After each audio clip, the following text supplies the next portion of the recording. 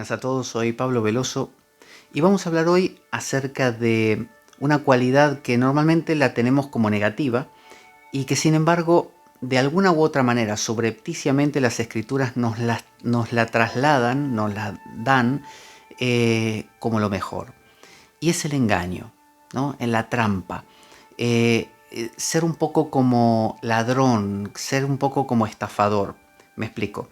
Dentro de los distintos niveles de amor que se proponen en el bhakti, en la devoción de la India, se dice que hay niveles muy bajos como ser el siervo de, ¿no? Esa relación amo-esclavo. Luego hay otras más altas como ser amigo de, ¿no? Pero en el amigo de también hay cosas que te separan o uno no dice cosas que al otro le caigan muy mal porque si no pierdes el amigo. Luego podríamos decir que un paso más es el matrimonio, porque en el matrimonio hay una conexión, ves a la persona todos los días, hay un intercambio. Pero el punto más alto realmente es algo que rompe con la moral. El punto más alto del bhakti, ¿no? Del para bhakti, del bhakti supremo, del amor supremo por Dios, es el amor de amante. Y el amor de amante justamente rompe la estructura moral. Krishna tenía una esposa que se llamaba Rukmini. Era una reina con todo el prestigio, con todo el protocolo. Sin embargo, la pasión más fuerte él la sentía por Srimati Radharani.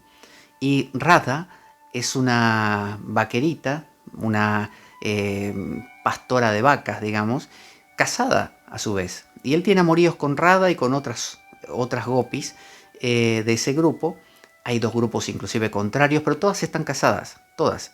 Y él es el amante de todas. Se encuentran en la oscuridad del bosque cuando nadie lo ve. Entonces, ahí tenemos una figura de ruptura. Uno diría, bueno, ¿por qué no apuntamos a Rukmini, que es la oficial, ¿no? El matrimonio con todo lo que tiene que tener? ¿Por qué no ser el devoto, ¿no? Y llevar una vida espiritual coherente, responsable, fiable? Fijémonos un ejemplo más y ahí vamos a entender. Jacob, dentro de la visión judía, Abraham es el gran padre de todo el pueblo judío, de Israel, pero ellos se nombran a sí mismos como hijos de Jacob. ¿Por qué Jacob y no Abraham? Jacob fue un estafador. Jacob fue aquel que su madre le sugirió que se disfrazase de su hermano Esaú para que cuando su padre, Isaac, le fuera a dar la bendición, un padre ya ciego y muy viejo, pensara equivocadamente que era su hermano a quien se la estaba dando, el primogénito, cuando en realidad, de manera muy tramposa, era Jacob el que se estaba poniendo en el lugar del hermano. Y le robó la primogenitura a su hermano, no solo estafando a su padre, sino también a su hermano. Porque cuando su hermano volvió para ganarse la primogenitura de su padre, para lo cual tenía que traer carne para hacer una suerte de guiso y dárselo a su padre, y el padre le iba a dar la bendición, él se hizo pasar por su hermano y se disfrazó del hermano, convenció al padre y recibió la bendición.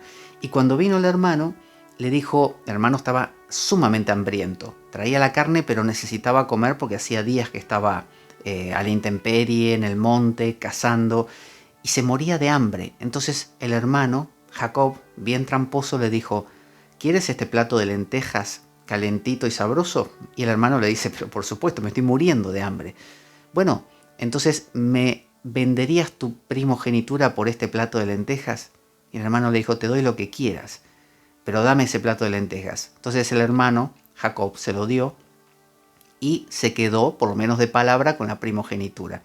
Así que engañó a su padre, estafó a su hermano y se ganó la primogenitura. Cuando el hermano hubo comido las lentejas, se relajó y se dio cuenta que a su vez le había engañado porque se había disfrazado de él y había recibido la bendición de su padre, lo odió y lo persiguió. Y bueno, la historia es larga, pero a lo que voy es que Jacob fue el que engañó para ganar esa bendición.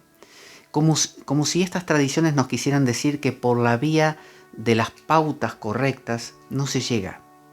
Porque la vía de las pautas correctas es la vía del hacer caso a la autoridad.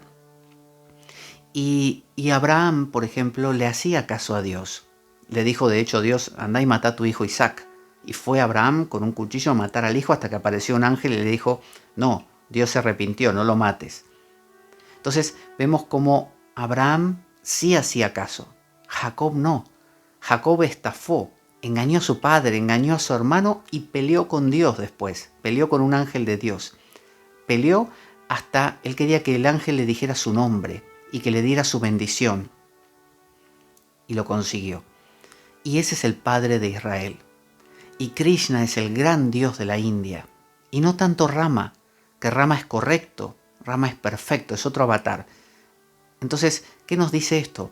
Que hace falta discutir con la vida, hace falta pelear con la vida, hace falta sacarle el jugo a la vida, no hacerle caso a la vida.